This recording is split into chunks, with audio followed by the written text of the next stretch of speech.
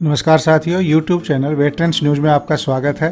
साथियों, south western railway के Bangalore division ने गेटमैन की 569 वैकेंसीज निकाली हैं। ये सारी की सारी 569 वैकेंसीज हैं, वो एक्सर्विसमैन के लिए रिजर्व हैं। इन गेटमैन को जो बेंगलुरु डिवीजन है उसका जो एरिया है उसके अंदर जो लेवल क्रॉसिंग गेट है उन पे डिप्लॉय किया जाना है। साथियों, हम आगे बढ़े इससे पहले आपसे निवेदन है कि आपने अगर चैनल को सब्सक्राइब नहीं किया तो सब्सक्राइब कर लें और बेल आइकन को दबा दें ताकि आपको आगे आने वाले इस तरह के अच्छे नोटिफिकेशन टाइम से मिलते रहें। और अपने साथियों के साथ शेयर जरूर करें ताकि उनको भी इनके बारे में पता लग सके। इसके लिए जो एलिजिबिलिटी कंडीशन है, नंबर 1 कंडीशन है कि बंदा एक्स-सर्विसमैन होना चाहिए, उसके पास अपनी डिस्चार्ज बुक, आइडेंटिटी कार्ड और पीपीओ की कॉपी होनी चाहिए। इन वैकेंसीज के लिए एक्स-सर्विसमैन जो 55 साल के हैं वो अप्लाई कर सकते हैं, यानी जो 55 साल से ऊपर हैं वो अप्लाई नहीं कर सकते हैं। और इस पोस्ट पे 60 साल की उम्र तक बंदे को डिप्लॉय किया जा सकता है, यानी अगर ये वैकेंसी कंटिन्यू रहती है तो 60 साल की उम्र तक इसमें नौकरी कर सकते हैं। ये सर्विस है वो कॉन्ट्रेक्चुअल बेसिस की है, यानी पहले 1 साल के लिए कॉन्ट्रैक्ट किया जाएगा। अगर उसकी वैकेंसी की जरूरत रहती है या वैकेंसी लगातार रहती है, फिल नहीं हो पाती है, तो ये वैकेंसी कंटिन्यू हो सकती है। इसके लिए जो एजुकेशन क्वालिफिकेशन है वो 10th पास है, यानी जो बंदा 10th पास है वो इसके लिए अप्लाई कर सकता है। उसको लिखना पढ़ना आना चाहिए। साथ में ही अगर किसी ने ITI कर रखा है NCVT या SCVT से, NCVT यानी national council for vocational training, SCVT यानी state council for vocational training, यानी इन संस्थानों से जिसके पास ITI का जो सर्टिफिकेट है उसको प्रेफरेंस दिया जाएगा, यानी उसको वरीयता दी जाएगी। इन वैकेंसीज के लिए जो मेडिकल स्टैंडर्ड है वो नॉर्मल होना चाहिए। एक्स-सर्विसमैन इस पोजीशन में होना चाहिए कि वो गेट को मैन कर सके। वहाँ पे जाकर के भी मेडिकल होना है। उसका जो एक तरह से SEP 3 होता है या AYE 3 जो रेलवे का मेडिकल स्टैंडर्ड है वो फुलफिल करना चाहिए। जैसे कि पहले बताया, इसका ड्यूरेशन ऑफ एंगेजमेंट 1 साल का होगा। अगर ये वैकेंसी लगातार रहती है तो ये आगे भी बढ़ाया जा सकता है। और अगर 1 साल से पहले वैकेंसी फिल हो जाती है, इन रेगुलर वैकेंसी रिक्रूटमेंट से फिल हो जाती है, तो वहाँ पर भी ये टर्मिनेट हो सकता है, यानी 1 साल से पहले भी टर्मिनेट हो सकता है कॉन्ट्रैक्ट। इसके लिए जो सैलरी है वो 23,000 रुपये होगी। 23,000 रुपये के अलावा जो नाइट ड्यूटी जिस दिन पड़ती है एक्स-सर्विसमैन की या बंदे की नाइट ड्यूटी होती है तो उसको नाइट ड्यूटी अलाउंस अलग से मिलेगा। और साथ में ही साल में एक बार ड्रेस अलाउंस के तौर पर 5,000 रुपये मिलेंगे। इस जॉब में वीकली ऑफ मिलेगा और साल में 10 दिन की कैजुअल लीव मिलेगी। अगर उसके बाद भी बंदा छुट्टी लेता है तो वो अनपेड होगी, यानी जितने दिन का छुट्टी लेता है उतने दिन के पैसे कट जाएंगे। इसमें जो आप सामने टेबल देख रहे हैं इसमें समझाया गया है कि एक दिन की सैलरी में क्या क्या चीज शामिल होती है। इसमें है पेमेंट, पर डे पेमेंट होगा 587 रुपये 50 पैसे होगा। उसके बाद जो EPF है, एम्प्लॉय का कंट्रीब्यूशन 70 रुपये 50 पैसे, एम्प्लॉयर का कंट्रीब्यूशन 70 रुपये 50 पैसे। इसके साथ ही जो ESI का है वो एम्प्लॉय का जो कंट्रीब्यूशन है 10 रुपये 26 पैसे और एम्प्लॉयर का कंट्रीब्यूशन है वो 27 रुपये 90 पैसे। यानी ये इतनी चीजें होती हैं। अगर एक दिन बंदा एब्सेंट रहता है तो इतने पैसे कट जाएंगे एक दिन का हिसाब से। अब बात आती है कि इसके लिए अप्लाई कैसे करें। तो साथियों, इसके लिए जो परफॉर्मा नीचे हम आपको दिखाएंगे, इसका डिस्क्रिप्शन में भी लिंक दे दिया है पूरे के पूरे नोटिफिकेशन का, आप उससे डाउनलोड कर सकते हैं। उसको परफॉर्मा को भर करके 7 तारीख या उसके बाद जो डिविजनल रेलवे मैनेजर का ऑफिस है, personal department south western railway station Bengaluru, वहाँ पे जाकर के ये कॉपी देनी है, यानी 2-3 कॉपी रखनी है। एक कॉपी उनके पास जमा कर देनी है, एक अपनी साथ में रखनी है और वहाँ साथ में ही जमा होगा और साथ में भी इंटरव्यू होगा। यानी एक तरह से ये वॉक इन इंटरव्यू है। जो बंदा है अप्लाई करता है वो अपना कागज लेके जाता है और वहाँ पे इंटरव्यू देता है।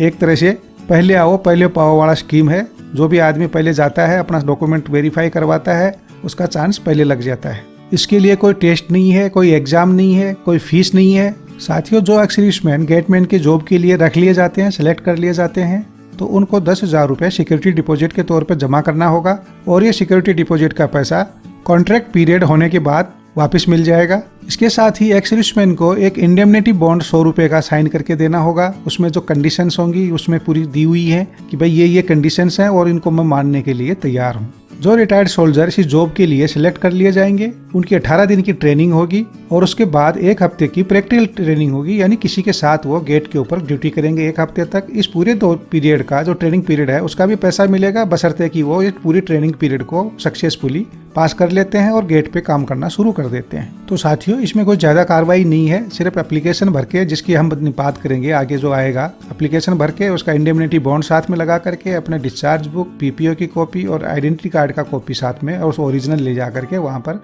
एप्लीकेशन देनी है। उसके बाद एक इंटरव्यू कंडक्ट होगा और उसके बाद वो बताएंगे कि आपको रखा जा रहा है या नहीं रखा जा रहा है। इस जॉब के लिए जैसे रिपोर्ट करने के लिए जगह बताई थी, ये DRM ऑफिस है, उनका पर्सनल डिपार्टमेंट है साउथ वेस्टर्न रेलवे का। ये रेलवे स्टेशन है बेंगलुरु का, उसके साथ ही है। ये नोटिफिकेशन जिसकी हम बात कर रहे हैं, इसके साथ ही जो परफॉर्मा है इंडेमनिटी बॉन्ड का, वो इस पूरे नोटिफिकेशन के साथ ही है। नोटिफिकेशन आप डिस्क्रिप्शन से डाउनलोड कर सकते हैं, नहीं तो जो साउथ वेस्टर्न रेलवे का है www.swr.indianrailways.gov.in अबाउट अस को क्लिक करेंगे तो उसमें डिविजन्स दिखाई देंगे। डिविजन्स को क्लिक करेंगे तो बेंगलुरु दिखाई देगा। बेंगलुरु के बाद पर्सनल ब्रांच के बाद में नोटिफिकेशन ऑब्लिक सिलेक्शन होगा, तो वहाँ पे जब जाएंगे तो आपको नोटिफिकेशन इसका मिल जाएगा। तो वहाँ से भी आप इसको डाउनलोड कर सकते हैं। तो साथियों अभी बात करते हैं एप्लीकेशन की। जो सामने आप फॉर्मेट देख रहे हैं, एप्लीकेशन फॉर्मेट है। इसको A4 साइज में अच्छे से टाइप करवा लेना है या डाउनलोड करके इसको भर देना है। इसमें फोटो लगेगा, उसके साथ ही स्पेसिमेन सिग्नेचर होंगे। उसके बाद जो नीचे दिया हुआ है name of the candidate, write name followed by initials in capital, यानी कैपिटल में अपना नाम लिखना है, फादर का नाम भी कैपिटल में लिखना है,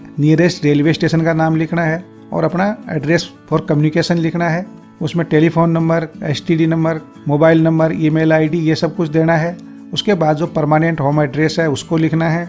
इसके बाद कॉलम आता है डेट ऑफ बर्थ का, डेट ऑफ बर्थ लिखनी है, डेट मंथ ईयर के उसमें सीक्वेंस में। उसके बाद सेक्स यानी मेल फीमेल लिखना है, नेशनलिटी, मार्शियल स्टेटस यानी शादी हुई है नहीं हुई है, मैरिड अनमैरिड उसमें लिखना है। आगे सीरियल नंबर 9 में बताया गया है पर्टिकुलर्स ऑफ मिलिट्री सर्विस, उसमें साथ में लगाना है self attested copy of discharge certificate, PPO copy, identity card. नीचे लिखा है इंडिकेट द सर्विस, उसमें आर्मी, नेवी या एयरफोर्स लिखना है। Rank held in the military, जो रिटायरमेंट के टाइम पर जो आते टाइम जो रैंक था आर्मी का वो लिखना है मिलिट्री का। उसके बाद मिलिट्री सर्विस नंबर्स वो लिखने हैं अपने सर्विस नंबर। उसके बाद date of enrolment, date of attestation, date of discharge, total service यानी कितने साल, कितने महीने, कितने नौकरी हुई, वो पूरी इसके अंदर डिटेल देनी है। आगे दिया हुआ है रीजन्स फॉर डिस्चार्ज, तो अपने डिस्चार्ज का रीजन लिखना है। कलर सर्विस पूरी हुई है या प्रीमेच्योर रिटायरमेंट है या मेडिकल ग्राउंड का रिटायरमेंट है वो लिखना है। उसके बाद जो जिला सैनिक बोर्ड एम्प्लॉयमेंट एक्सचेंज का रजिस्ट्रेशन नंबर है, अगर रजिस्टर किया है तो वो नंबर लिखना है। उसके बाद जो 2 आइडेंटिफिकेशन मार्क लिखने हैं, जो जनरली हम सर्विस के दौरान पे आई कार्ड वगैरह पे लिखा होता है या अपने डिस्चार्ज बुक में लिखा होता है, वो लिखने हैं। एजुकेशन क्वालिफिकेशन भी लिखना है कि कौन कौन सी एजुकेशन क्वालिफिकेशन पूरी करी है, month and year of passing, school, board, university जिससे पास किया है और परसेंटेज ऑफ मार्क्स, वो 2 डेसिमल तक लिखने हैं। उसके बाद बाईं तरफ अपना अंगूठे का निशान लगा देना है और दाहिनी तरफ सिग्नेचर करने हैं। उसके नीचे नाम, डेट और जगह लिख देना है कि किस जगह पे मैं साइन कर रहा हूँ, डेट क्या है और नाम क्या है। इसके बाद जो आप सामने देख रहे हैं इंडेमनिटी बॉन्ड का एक फॉर्मेट है। 100 रुपए के स्टाम्प पेपर पर यह करवाना है। इसमें अपना नाम, फादर का नाम, रहने की जगह वो सब लिख करके फिर उसके बाद में उसमें जो कंडीशंस दी हुई हैं ये को एक बार पढ़ के सुना देता हूँ ताकि आपके लिए इजी हो जाएगा कि इसमें एक्चुअली लिखा क्या है। साथ ही जो पहली कंडीशन है उसमें ये लिखा हुआ है कि मैं ये जानता हूँ, समझता हूँ कि ये मेरी नौकरी है, कॉन्ट्रेक्चुअल बेसिस की है और 1 साल के लिए है। ये 1 साल से भी पहले टर्मिनेट किया जा सकता है। पैरा 2 में बताया गया है कि ये मेरा कॉन्ट्रैक्ट है वो मेरी फिटनेस के ऊपर डिपेंड करेगा कि अगर मेरी जो कैटेगरी प्रेस्क्राइब कैटेगरी है इसके लिए या जो फिटनेस चाहिए मेडिकल फिटनेस गेटमैन के लिए, जब तक मैं उस फिटनेस में रहता हूं तब तक के लिए है। पैरा नंबर 3 में लिखा है कि मैं जानता हूं कि जो मेरा लमसम सैलरी है वो 23,000 है, इसमें से भी EPF और ESI वगैरह के पैसे कट जाएंगे या और भी कोई इस तरह की कटिंग होगी वो कट सकती है। पैरा 4 में दिया गया है कि मुझे ये मालूम है कि जो रेलवे के कर्मचारियों को जो जिस तरह से छुट्टियां मिलती हैं या उनको रेलवे के पास मिलते हैं वो मुझे नहीं मिलेंगे।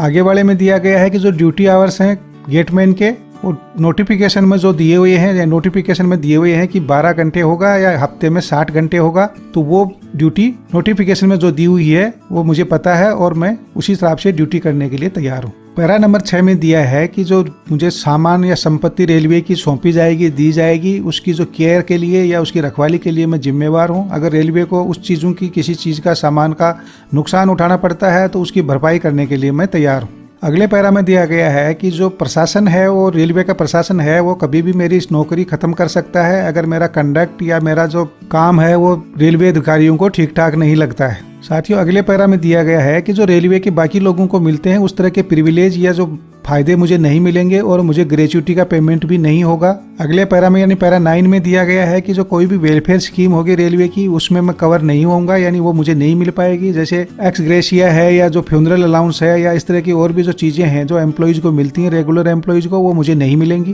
पैरा नंबर 10 में दिया है कि रेलवे एम्प्लॉय को जो एडवांस मिलते हैं या लोन मिल जाते हैं या एडवांस में पैसे मिल जाते हैं वो मुझे नहीं मिलेंगे। पैरा 11 में दिया गया है कि अगर मेरे कोई एक्सेस पेमेंट हो जाता है या मेरे से कोई रिकवरी बनती है तो वो रिकवरी रेलवे है वो कर सकती है। पैरा 12 में दिया गया है कि अगर कोई मैं सीरियस अपराध में इन्वॉल्व होता हूं या मेरा कंडक्ट है वो अच्छा नहीं होता है तो बिना कोई नोटिस दिए रेलवे मेरी नौकरी खत्म कर सकती है। आगे पैरा 13 में दिया गया है कि कोई भी तरह का अलाउंस या एडवांस मुझे नहीं मिलेंगे एक्सेप्ट जो मुझे एनुअल ड्रेस अलाउंस मिलेगा। इसके अलावा जो रेलवे एम्प्लॉइज को चीजें मिलती हैं वो मुझे नहीं मिलेंगी, ये मुझे मालूम है। 15 पैरा यानी लास्ट पैरा में दिया गया है कि जो मेरी सिक्योरिटी डिपॉजिट है वो मेरा कॉन्ट्रैक्ट पीरियड पूरा होने के बाद मुझे बिना किसी ब्याज के वापस मिलेगी। अगर इस नौकरी के दौरान मैं छोड़ देता हूं नौकरी और एब्सेंट रहता हूं तो ये मेरी जो सिक्योरिटी डिपॉजिट है ये काट ली जाएगी, ये मुझे पता है। तो साथियों ये थी गेटमैन की जो सर्विसेज ऑफर कर रही है रेलवेज एक्स सर्विसमैन के लिए। उसका जो इंडेमनिटी बॉन्ड था, एप्लीकेशन था, आपको समझाया है। आप इसके लिए 7 तारीख या उसके बाद कभी भी जाकर अप्लाई कर सकते हैं। अच्छा होगा कि आप जितना जल्दी हो सके या 7 तारीख को अगर पहले ही पहुंचते हैं तो फर्स्ट कम फर्स्ट सर्व वाला आपको चांस मिलेगा और नौकरी के पूरे चांस बनेंगे, क्योंकि वैकेंसी बहुत ज़्यादा है और जो भी बंदा अप्लाई करेगा उसको मिलने के चांसेस पूरे बनते हैं। साथियों वीडियो आपको अच्छा लगा तो लाइक कर दें, सब्सक्राइब कर दें, अपने साथियों के साथ शेयर करें ताकि उनको भी इसके बारे में पता लगे और वो भी इसके लिए अप्लाई कर सकें। आज के लिए इतना ही। जय हिंद, जय भारत।